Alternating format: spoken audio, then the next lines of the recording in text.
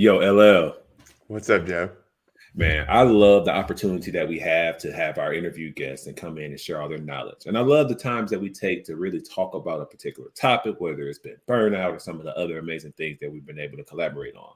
But I think it's important that we take a moment and share some of the amazing memories or moments that we've shared either together or individual throughout our career. So I got a proposal for you. Let's call it a moment in time. What you think? I love it. Let's do it. Let's get it going.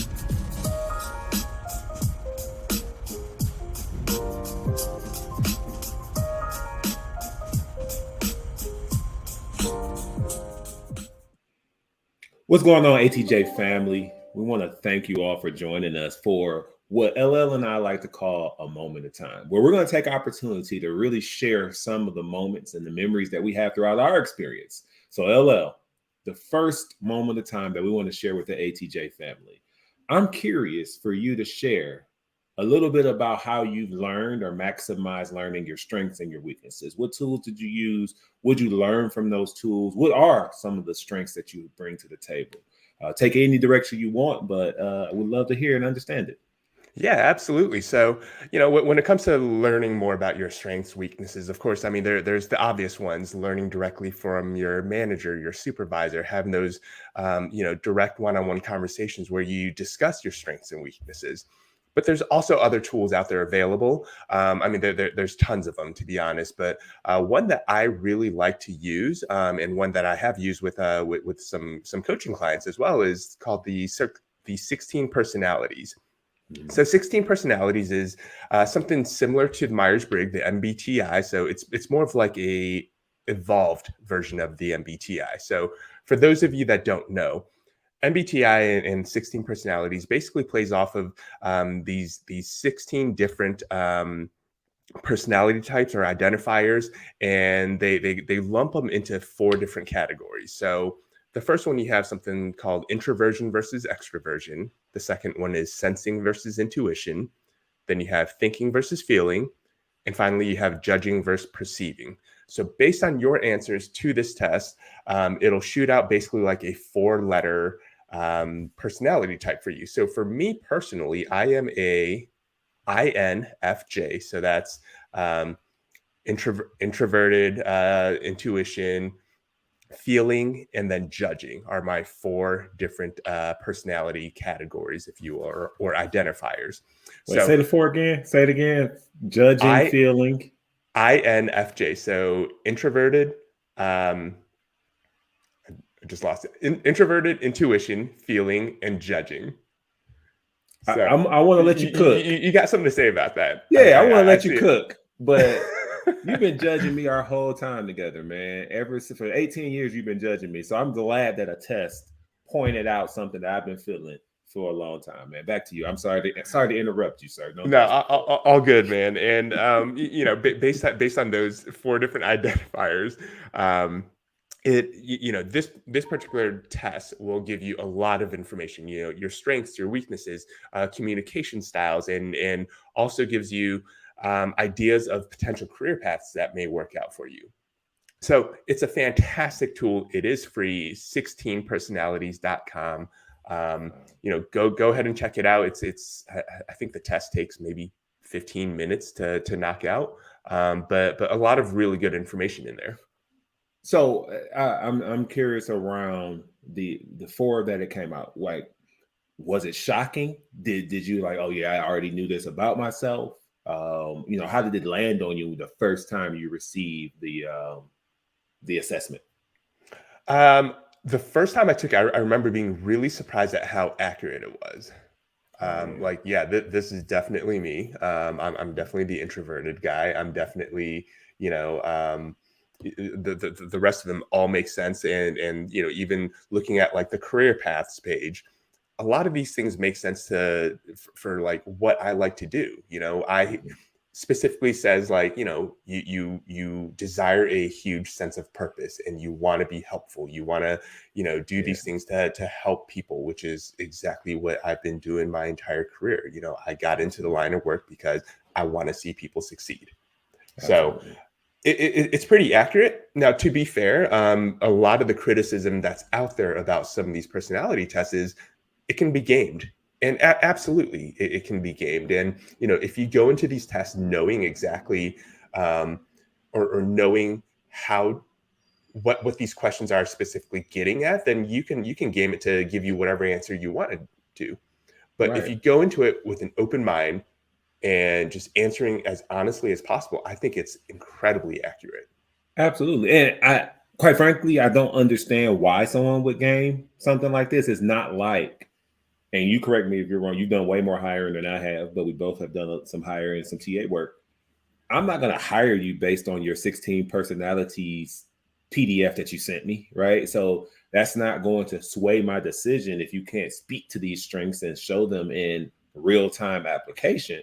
So a person gaming them, there's no real benefit besides tricking yourself into thinking something's a strength when it's not, So it's a weird concept, but I understand it. And I know people who have done that to get what they want out of these reports, which is it's And crazy to and me. there are organizations that use these types of tests. I don't think they use the 16 personalities or MBTI as part of the hiring process.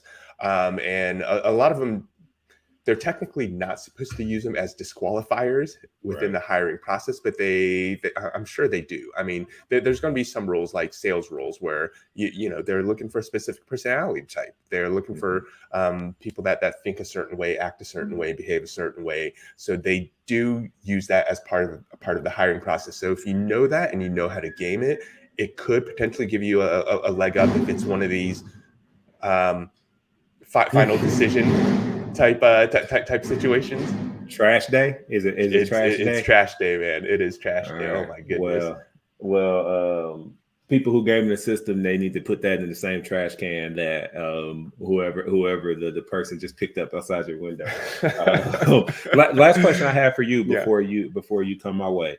Um, you talked about strengths, right? Mhm. How have you, or how does this particular tool highlight any weaknesses or any opportunity areas, as we learned to say back in our first stop in our career? You couldn't say weaknesses, you had to say opportunity Opportunities. areas to protect Yeah. people's feelings from the fact that it's just weaknesses, man. Let's be honest. Yeah, and I'll be open with you. I'll be open with the audience. I'll just read mine directly off the list. So Oh my wow. my areas, mine specifically says weaknesses, right? So first one, sensitive to criticism. That's probably accurate. Okay. Reluctant to open up. That's accurate. Perfectionist. That's Mm. that's definitely accurate.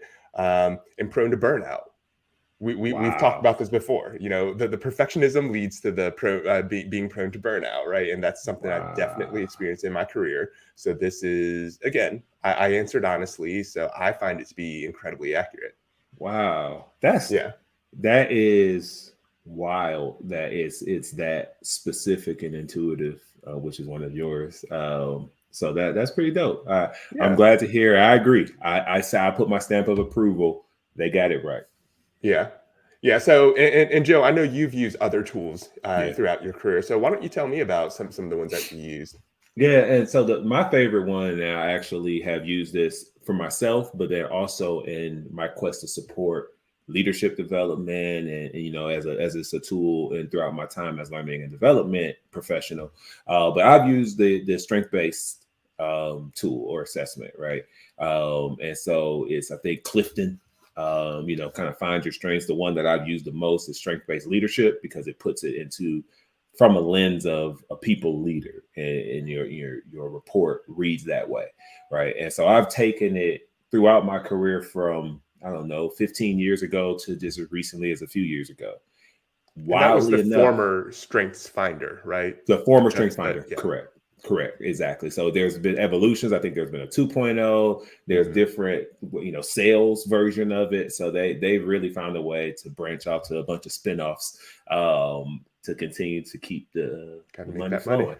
Yeah. And if anybody from strength based, whatever you're called now, want to come on and talk about it, you got an open invite. But I've taken it probably with a 10 to 15 year gap in between. Same stuff, same exact one. So that was interesting to me initially. That my five, it gives you five strengths on the strength finder or the strength based leadership. It's coming back the same because those strengths are still the same, even though I think I probably used them differently because my career has evolved. So my five strengths were woo, which is an acronym for women winning others over, communication, activator, adaptability, and positivity.